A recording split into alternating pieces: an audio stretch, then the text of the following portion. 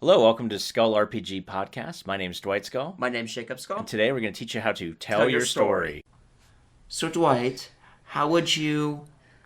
So basically, if you had your seedy guy in the town, in your tavern, and your players killed your hook, how would you recover from that? Right. So you have your player hook, and you have some killer players. And you originally had this guy who was going to be like a farmer, and he was studying the players.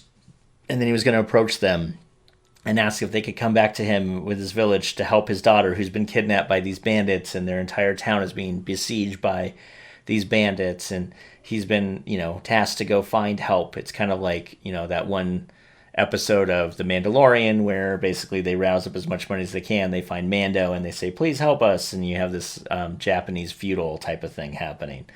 So there's that trope.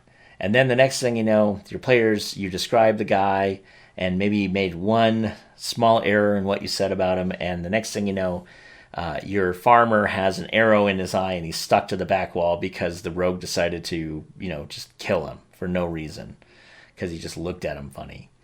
And now you're like, well, there goes that entire plan. How do you recover from that? Well, this is probably going to be a very short episode. This is really just a very practical DM tip. Every hook you come up with to get your players to do something is a hook that they can destroy. Every hook you bring up to them is a hook that they could take in a different way, and a hook that they may not take at all. And without necessarily railroading them, but if that's all if that's what you prepared tonight was for them to go to this village and then have like 5 or 6 options on how to fix things, you kind of need to get them to the village. So what do? Well, 2 options, really a couple options. Let's just talk to the options. One, probably the best option, is kind of what Jacob suggested in another earlier episode, and that is simply to do this. You basically make this farmer now a villain. He's a bandit, and he was sent to basically go maybe recruit some people from the town. He was looking at you guys to recruit you, but realized you were too powerful because he doesn't, they want low-level people to subvert the town because they don't want somebody that could actually challenge their leadership. So it's kind of a delicate balance of, like, I need 3 to 5 miscreants, but they can't be that powerful, but they can't be too weak. The mob boss is only 6th level or whatever, so... Oh, yeah, the players are a third of his level. That's going to be a problem. Yeah. So... Yeah, they're not going to respect the boss. You're going to kill the boss. And then they're going to either take over or they're going to kill all of us. Or both. Level 1 commoner who maybe knows how to use a pitchfork, okay? Maybe. We could use him, but not the trained fighter over there with plate mail. Yeah, so looking at the guys going, that's not going to work. Okay, fine. So now he's like scanning the room, and then they kill him. So what you have is now you have a letter on his person that talks about how he was a recruiter. They need more men. And they specifically need maybe a doctor for the... and they maybe mentioned some kidnapped, people. Like, oh, we kidnapped this child and this child's not doing well. We need a healer. So please bring a low-level healer. At which point, if your characters are good or at least somewhat decently leaning, they're going to be like, wait, you guys are kidnapping children? Yeah, I think that's going to stop. And now you have the hook to get them where they are. And then along the way, they can meet that poor, underprivileged farmer that you wanted them to meet in the tavern. And he can convince the players to help and show them and introduce them to the town as heroes. Okay, fine. No big deal. You just swap your NPCs. Mm-hmm. Another option, of course, is that you can just make them feel really bad and that they do kill the farmer. And then on his person is a note that he has maybe from his daughter about her being kidnapped. And, Father, you need to come up with XYZ money, otherwise you're going to kill me.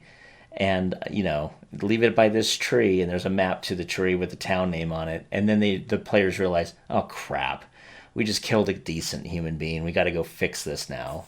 Another way you could go for consequences, a little bit more than just the guilt trip, is the guards arrest him, and the way that the judge basically was lenient on them is you have to go help like that guy wanted you to for free, otherwise we're going to hang you. Right. Of course, the problem with that, though, is like... It's a little railroady, but it's also a little bit more of a slap on the wrist than the other one. It is. If your players keep killing people, it may not be a bad idea. The problem is, of course, it's like, why, if they have that many high level people to come kill you, why aren't they going to help them themselves? Because bureaucracy, it's too low. It's too low of their problem. They have guards stretched, and Yeah. that town can burn.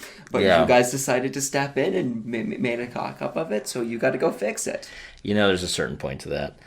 So overall, I mean, there's different ways that you can handle this. I would suggest if you're going to have a hook that's easily killable, and your player's a little bit twitchy on that, crossbow finger, I would definitely have, and this could be for any game, it doesn't have to be D&D, but I would definitely have a backup plan for this NPC hook is if they don't decide to kill him outright and listen to him. This is the NPC hook if they decide to just kill the guy and how that works. Now, of course, you know your players better than I do. I would, after a while, start reminding them, like, not every hook is going to be a death threat to you. Not every hook is an evil person. Please stop killing the hooks, and maybe use your brains a little bit. You also, before the rogue does something dumb, and this comes up all the time in the Knights at the Dinner Table, which, the GM could really fix easily. Like, this guy looks at you funny. I pull up my crossbow and shoot him.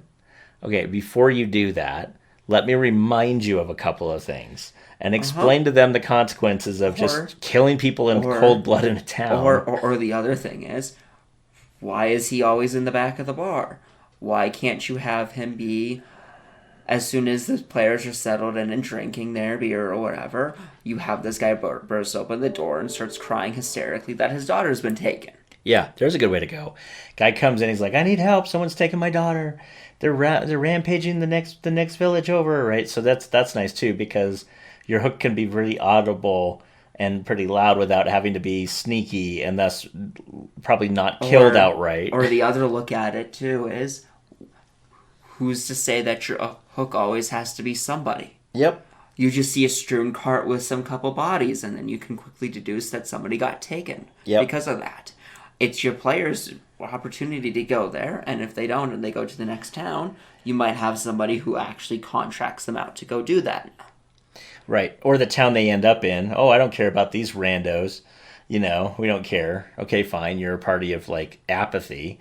So you don't care about, that. So you go to the next town, and the town you just happen to end up in is the town that's being taken by marauders. And the same marauders that just took over that stagecoach. Exactly, right? Where back to the, just because they try to avoid something doesn't mean they always do. It's not necessarily a railroad because they don't know where they were going anyway.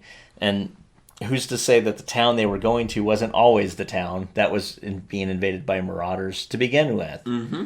So there's different ways to play it, but at the end of the day, if the players do something and mess up your hook, it's not the end of the world. There are easy ways to fix it, and we've given you like 7, I think, in this last 7 minutes, 8 minutes now, for you to figure out which one to choose. And there are more than that, but there you go. There's some ideas and good practical tips in case your players like to mess up your hooks. And we'll see you tomorrow. Hey, thanks for listening. And for more resources, please go to skullrpg.com.